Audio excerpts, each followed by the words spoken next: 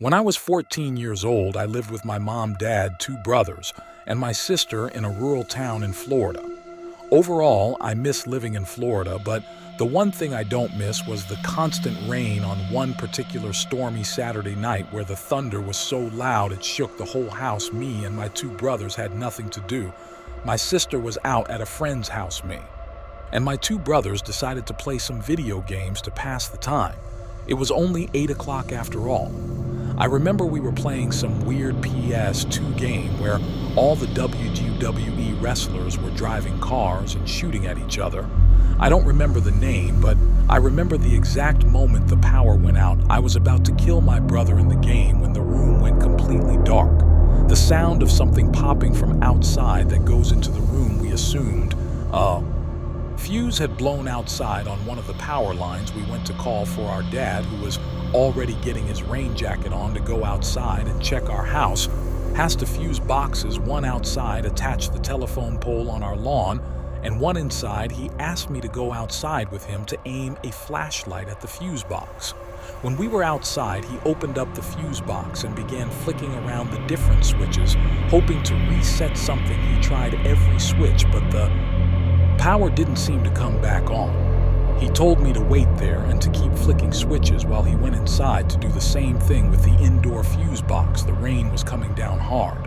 I just wanted to go inside as soon as possible as I had the flashlight in my hand aimed into the fuse box, even through the sound of rain pounding down on the grounds.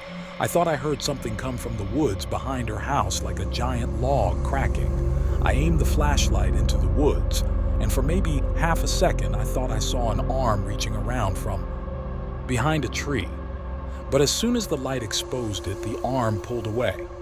Behind the tree, I shut the fuse box, ran up the front patio, and into the house. I ran to my dad, who was tampering with the switches inside the fuse box in the closet. He entertained my claim, but he didn't seem to take what I said very seriously. He followed me outside around back where I aimed the flashlight into the woods, the same spot I saw the arm. My dad took the flashlight from me and made his way into the woods. I stayed by the back patio in total darkness. Pretty soon, my dad went so deep into the woods that I couldn't see the flashlight anymore. Growing nervous, I inched my way closer to the woods, repeatedly calling out for my dad until I found myself walking into the woods. It was hard to even hear myself think over the sound of rain pouring down on the leaves above, but I did suddenly hear footsteps not too far away.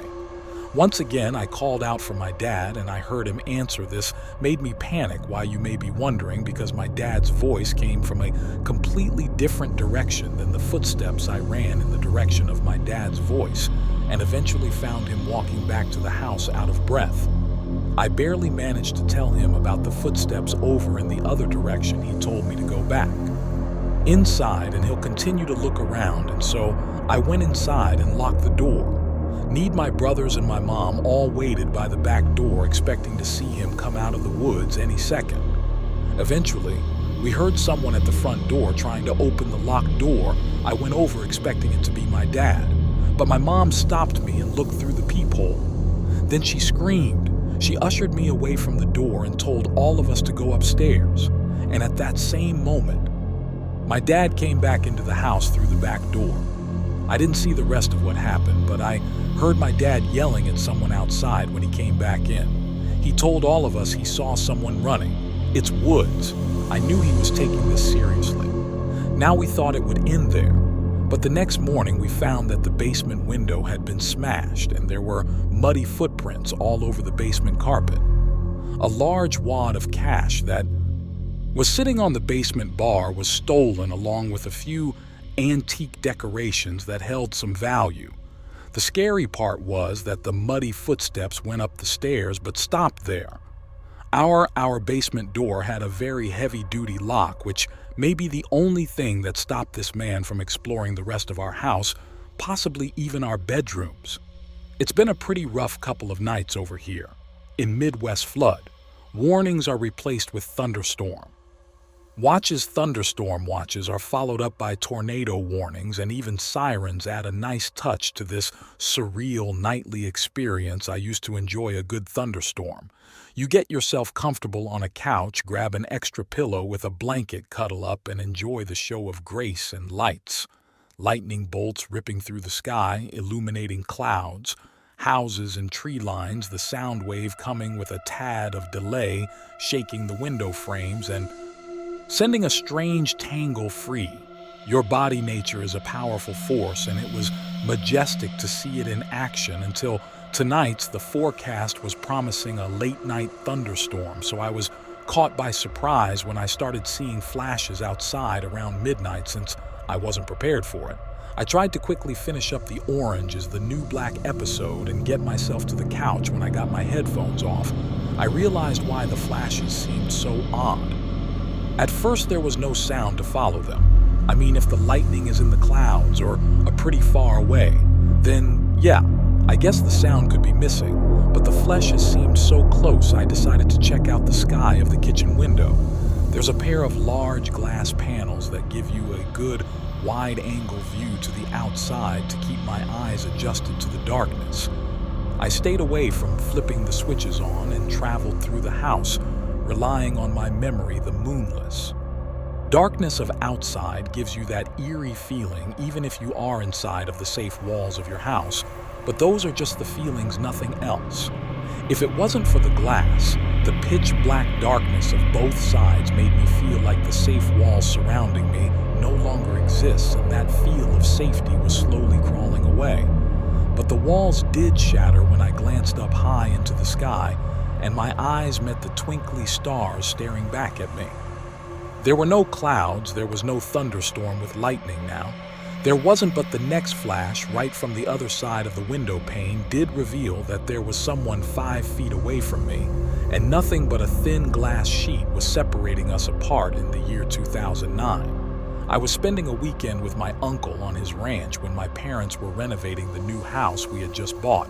It was my second night there, a Saturday, and it happened to be during one of the biggest thunderstorms of the year.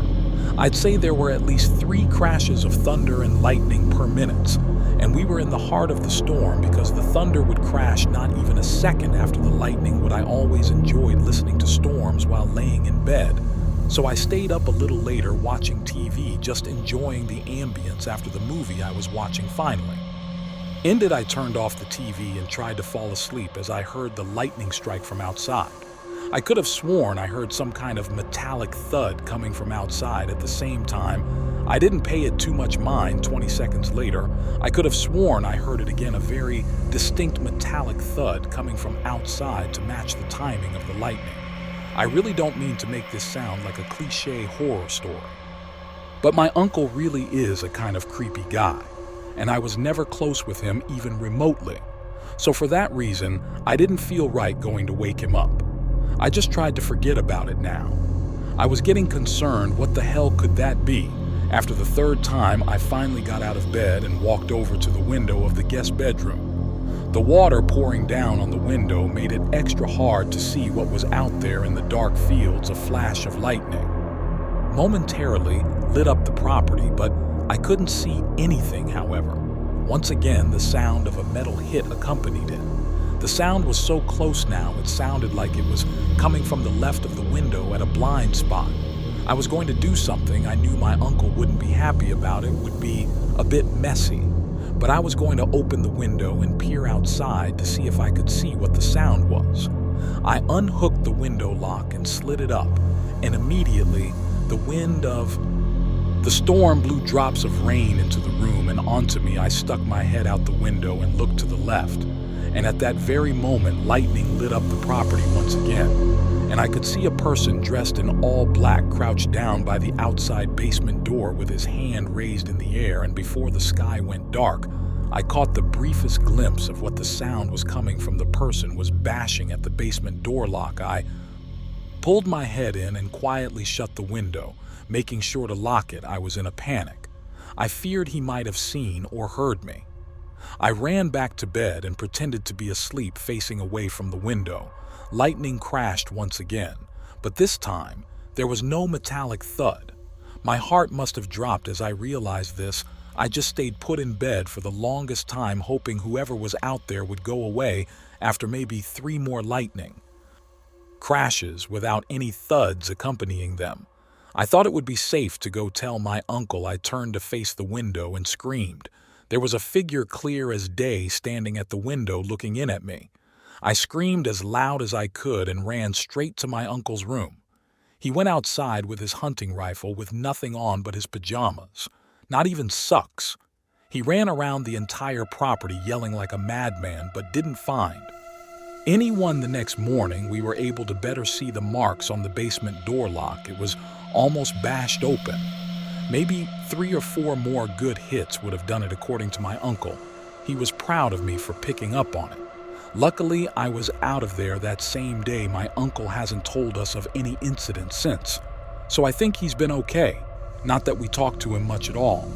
I'm grateful I stayed up a little later that night watching that movie, because I may have just stopped a robbery or possibly much worse.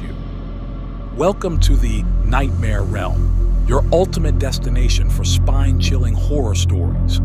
If you crave tales that will keep you up at night and send shivers down your spine, you've come to the right place.